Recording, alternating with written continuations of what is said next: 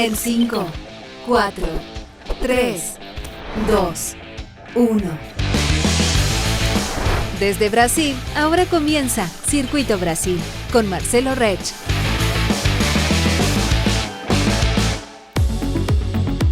Bem-vindos ao Circuito Brasil, essa parceria da TX Plus com o Win4Health. Hoje nós vamos conversar com um profissional da fotografia.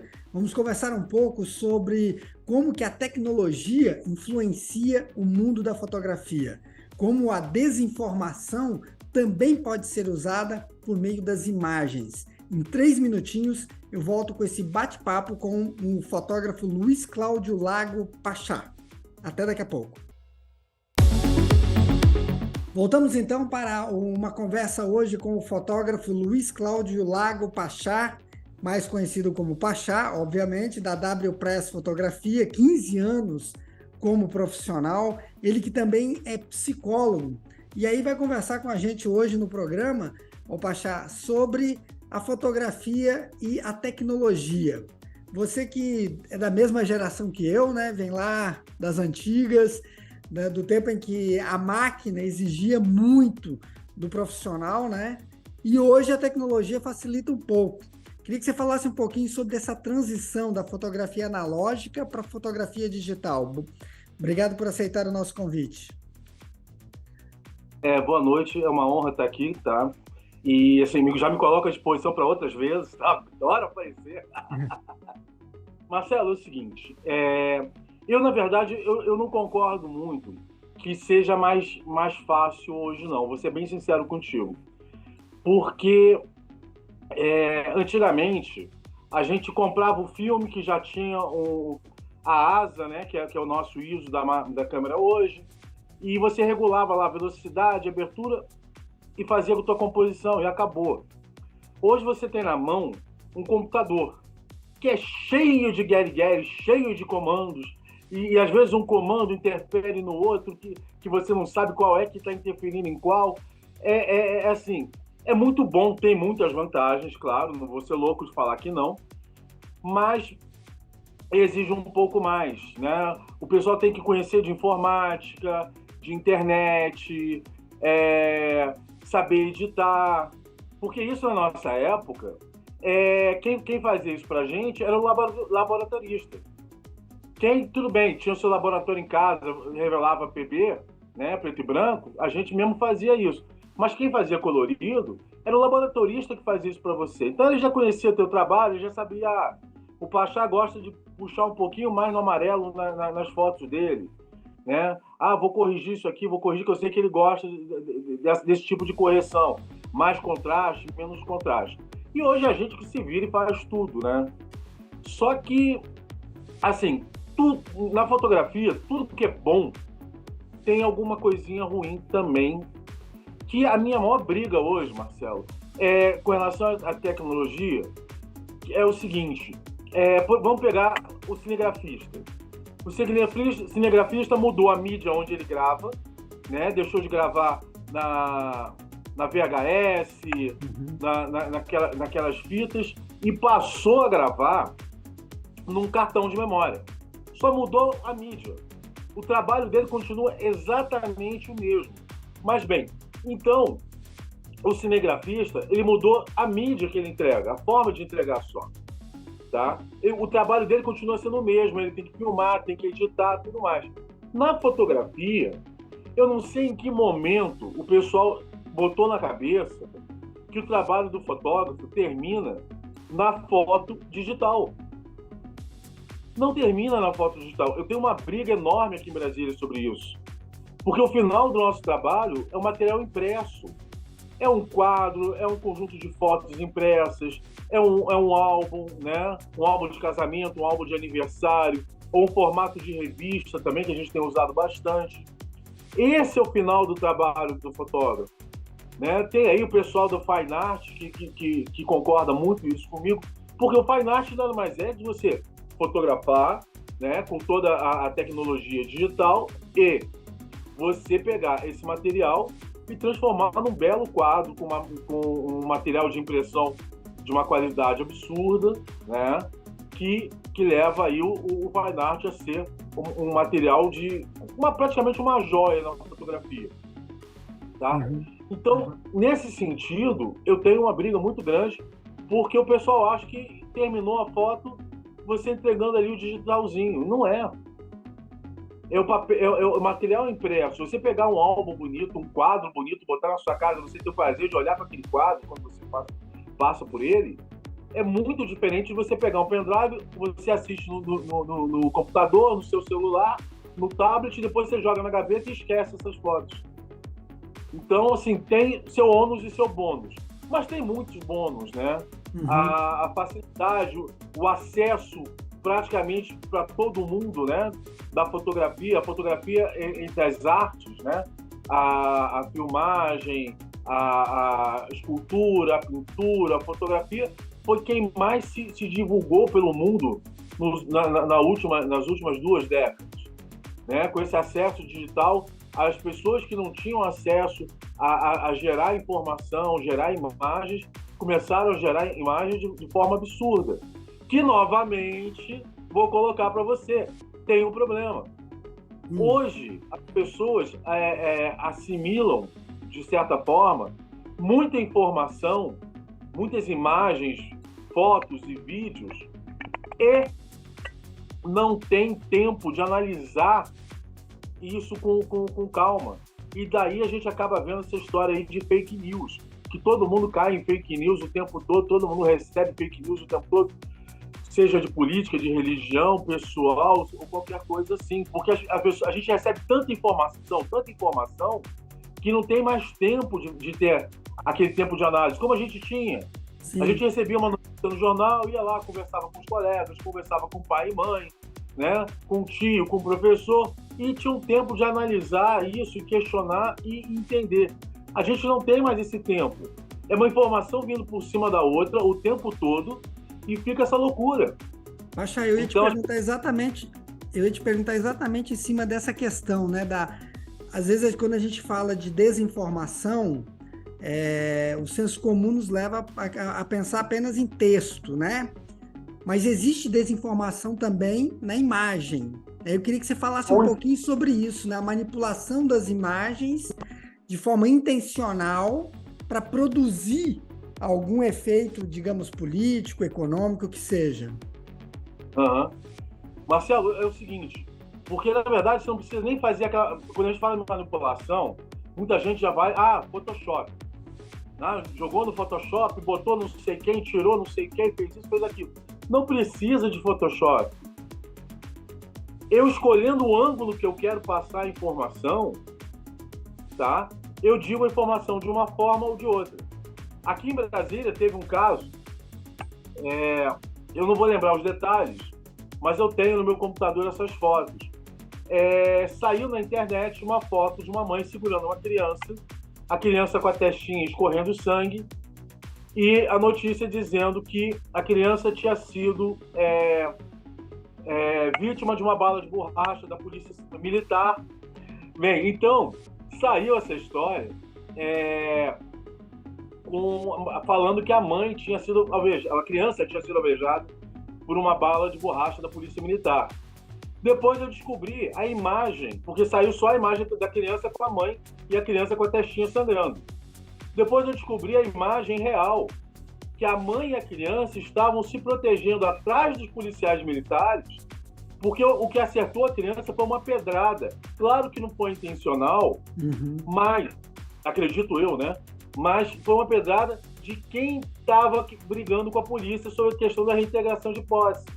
Então, quem fez a notícia, né, cortou a imagem, tirou o policial que aparecia na imagem protegendo a mãe e a criança e colocou a matéria do jeito que queria. Então, assim, só isso você já muda a história para 180 graus.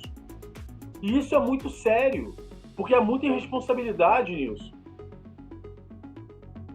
Pacha, você também é professor de fotografia, né? Como é que é hoje ensinar fotografia, né, para aqueles que, como você disse, né, tem, na verdade, um computador nas mãos, uma série de aplicativos, né? Como é que é lidar com isso e como, né, principalmente fazendo uma comparação de como era no passado, né, que a gente fazia o curso de fotografia, a gente ia para laboratório, né, embora você tivesse um profissional que cuidasse disso, mas o fotógrafo também tinha a noção de todo o processo, né? E hoje Sim, não, claro. né? Hoje com um simples celular você consegue fazer uma imagem, você consegue fazer uma notícia, você consegue influenciar.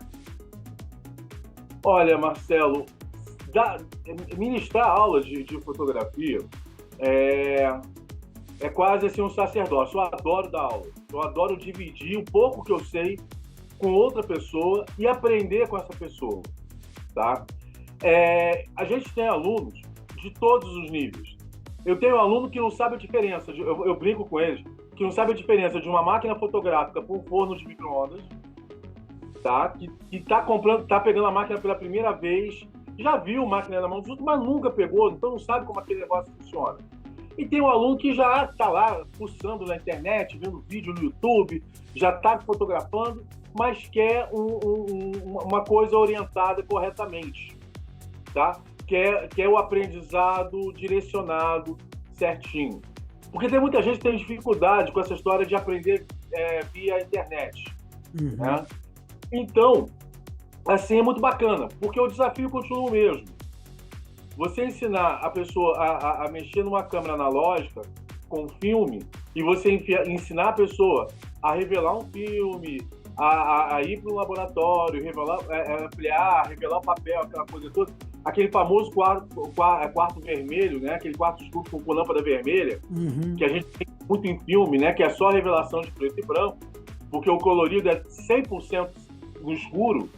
Tá? Eu nunca tive a experiência de fazer revelação colorida, mas preto e branco eu fiz bastante. Mas a gente tem, hoje, isso que você fazia no laboratório, você faz no editor. Então você ensina o aluno, olha, você mudou o ângulo, você mudou o corte da sua foto, às vezes aquela foto que você estava dando como perdida, ela está salva. Né?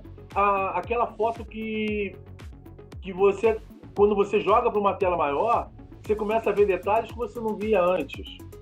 E você, na edição, você traz uma emoção maior ali. Tá? Então, assim, cada momento, né, da história da fotografia tem o seu romantismo e tem o seu interesse aí bem interessante, bem interessante, como muito redundante. Mas é bem interessante. Tá? Então, assim, são características um pouquinho diferentes. Mas tem todo o romantismo. Eu falo, gente, eu sou fotógrafo, eu faço partos de vez em quando, né? Eu fotografo partos, né? Eu sou aquele fotógrafo que eu tô fotografando parto, daqui a pouco o médico olha para mim, que tem uma lágrima escorrendo. Porque, por mais que eu seja fotógrafo, eu não queira me envolver, eu sou um ser humano. Parto, para mim, por exemplo, para mim, Pachá, é um dos momentos mais belos do ser humano. O momento do nascimento. Uhum. Então, assim, quando eu tenho a chance de dividir isso com o meu aluno, mostrar uma foto, contar a história. Tem uma mãezinha que eu fiz o parto, e toda vez que eu lembro do que ela falava, porque eu tenho isso gravado, inclusive, mas eu não preciso nem pegar a gravação, só de eu lembrar, eu já me arrepio todinho. Porque é uma emoção, é uma beleza, que assim, eu fico feliz de estar podendo dividir isso com aquela pessoa, com aquela mãe, com aquele pai, com aquele grupo de médico, enfermeiro, tudo mais. Eu me dou por feliz por estar ali naquele momento, tá? E, claro, um casamento, a mesma coisa, um aniversário. Aí você fala assim, Pachá, mas até, por exemplo, uma coisa ruim, você vai fotografar, já te chamaram para fotografar enterro? Enterro não. Mas se me chamar, eu vou. É igual a história, já te chamaram para ir para a guerra? Ainda não, mas se me chamar eu vou, entendeu? Mas é assim, a gente está participando e poder contar essa história sobre o nosso olhar é muito legal. Porque o fotógrafo nada mais é do que um contador de história. E ele conta história com imagens. Então, é aquela história, eu vejo a história acontecer e dou a minha interpretação daquilo que eu estou vendo com as minhas imagens. E depois um pouco mais ainda com a edição que eu fizer. Então, é um momento, assim, mágico. E eu tento dividir isso com os alunos para passar essa paixão que eu tenho para os meus alunos. Quer eles já estejam começando ou não. Pachá, tem um chavão na fotografia, né, que a gente vê isso assim já há muitos anos, se fala em curso de jornalismo e tudo, que uma imagem vale mais do que 1000 palavras, né? Sim, você falou aí da emoção, né, de fotografar o nascimento, etc. A gente vive um momento, não só no Brasil, mas em toda a região, um momento muito conturbado politicamente, né? Uma polarização muito forte, tudo.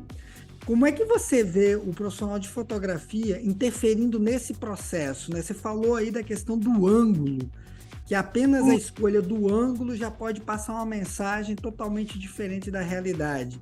Queria que você fizesse uma avaliação, assim, como é que você vê o trabalho do fotógrafo profissional hoje no Brasil em relação a essa questão, que é uma questão que aflora muito, por quê? Porque a imagem está em todas as redes sociais, mais do que textos editoriais, etc.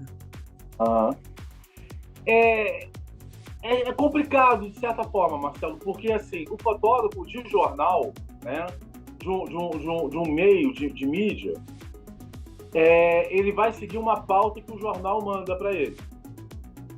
Então, tipo assim, tá tendo reiteração de posse, vou voltar à reiteração de posse aqui, para não entrar muito em política, porque senão depois o pessoal me crucifica.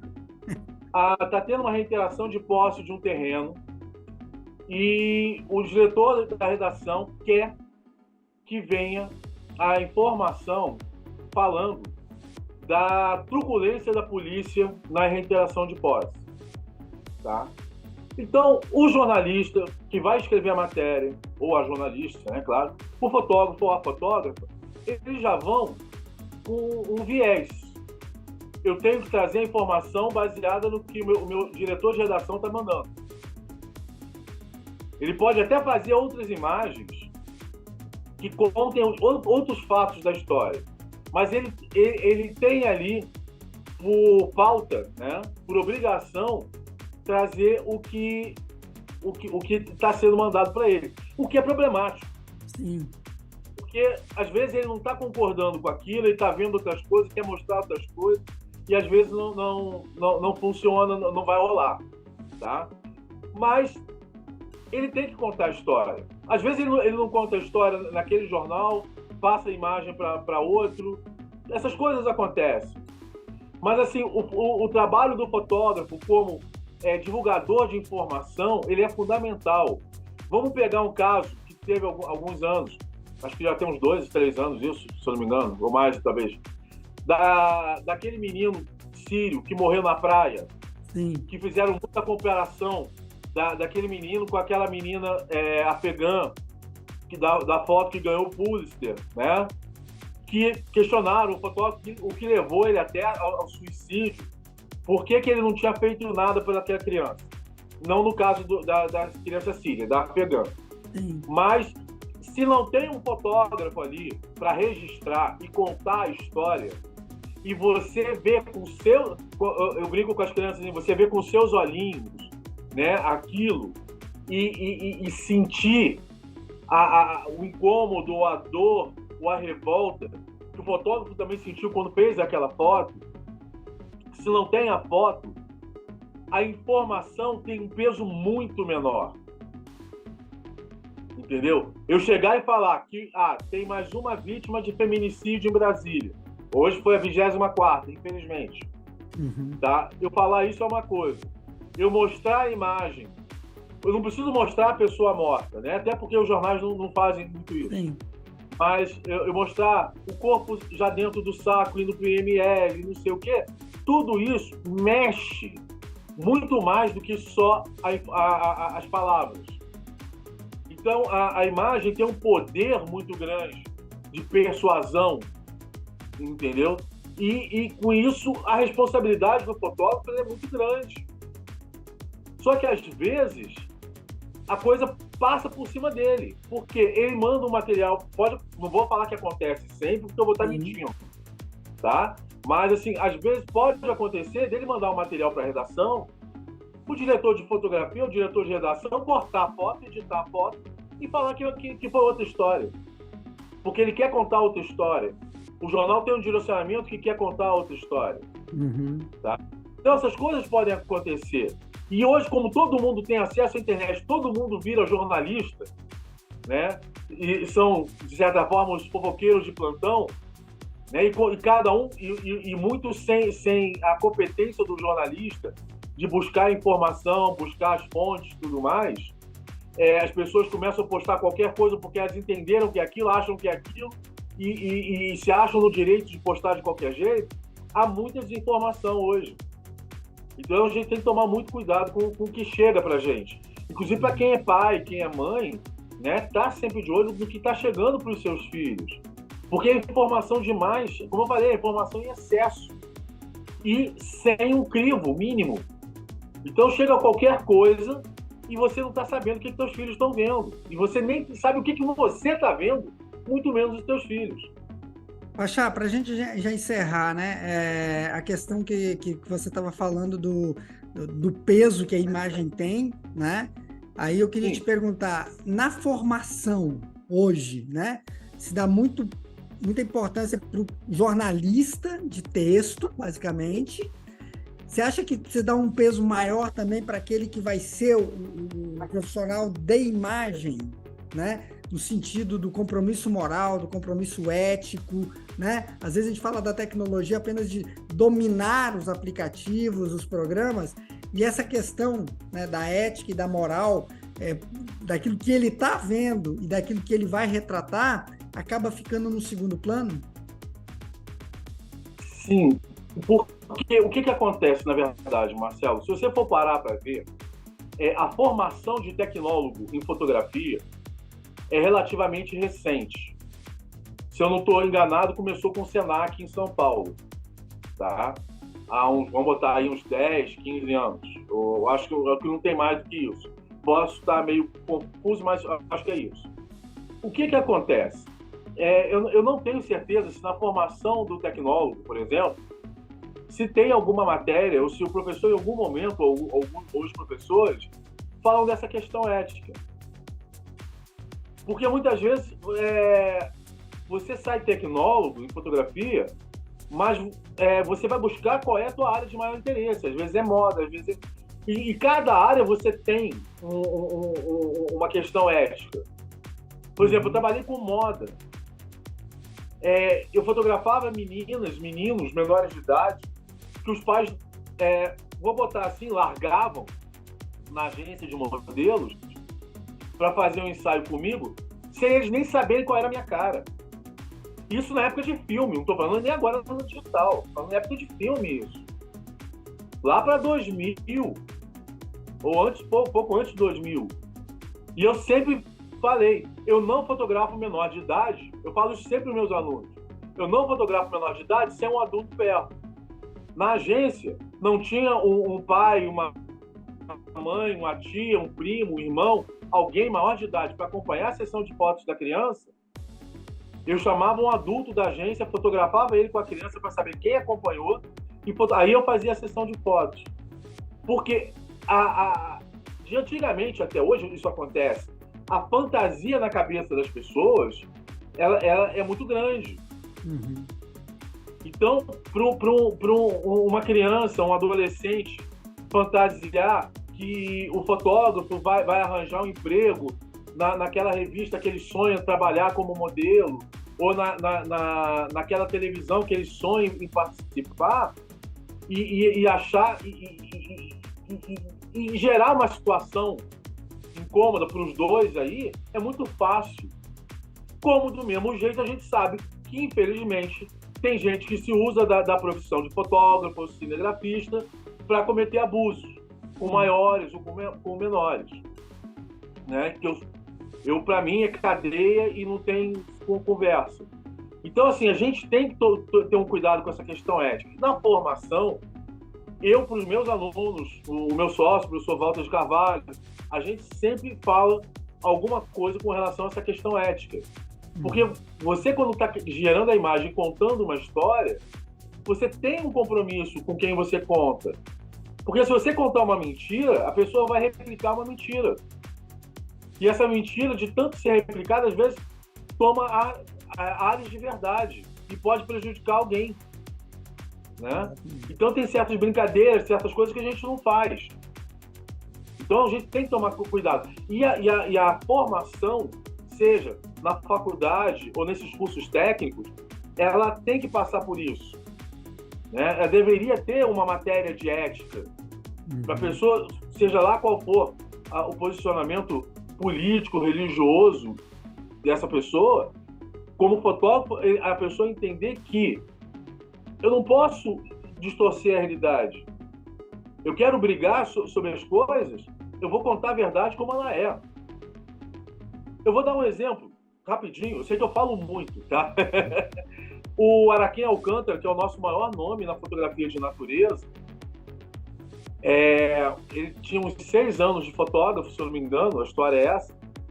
Ele fez uma foto lá na ponta da Jureia, onde ia ter as usinas nucleares, não sei o que mais. E ele fez uma foto para questionar, mostrando o seguinte: olha, isso aqui é um polo de natureza pura, né? Intacta. E vocês querem botar aqui, trazer a morte, trazendo a construção de uma usina, né? Eram 2 usinas nucleares, se não me engano. E ele e mais outras pessoas se mobilizaram, e com as imagens que eles criaram, que eles fizeram, eles conseguiram mobilizar o Congresso, a população, para que não fosse construída essas usinas lá. E ninguém contou mentira. Ninguém distorceu o ângulo. Entendeu? Todo mundo contou a verdade. Então, assim, a gente tem uma responsabilidade. Porque, às vezes, já acontece. É igual, por exemplo, o paparazzo. O paparazzo pode escolher um ângulo lá que dá uma ideia errada do que aquela pessoa está fazendo. Mas isso vai vender revista, vai vender jornal. Mas não é legal. Sensacionalismo, né? É um sensacionalismo muito podre, tá? Eu não conseguiria ser um paparazzo. Tá? Acho legal fotografar celebridades e tal, já trabalhei com show, mas eu não conseguiria. Porque eu penso o seguinte: eu respeito o outro como eu gostaria que o outro me respeitasse. Então eu não vou fazer ao outro aquilo que eu não quero que façam comigo. Perfeito. Então eu, como fotógrafo, eu tenho essa preocupação. Joia. Pessoal, esse foi o Luiz Cláudio Lago Pachá. Conversou com a gente hoje sobre o mundo da fotografia, o mundo da fotografia digital, a responsabilidade, o profissionalismo, o senso ético do profissional de imagem, da história que está sendo retratada, né? Pachá, muito obrigado por aceitar o nosso convite. E nós voltamos na próxima sexta-feira com mais um Circuito Brasil, essa parceria da TX Plus com o InfoHelp. Um abraço e até lá. Um abraço a todos. Fiquem com Deus.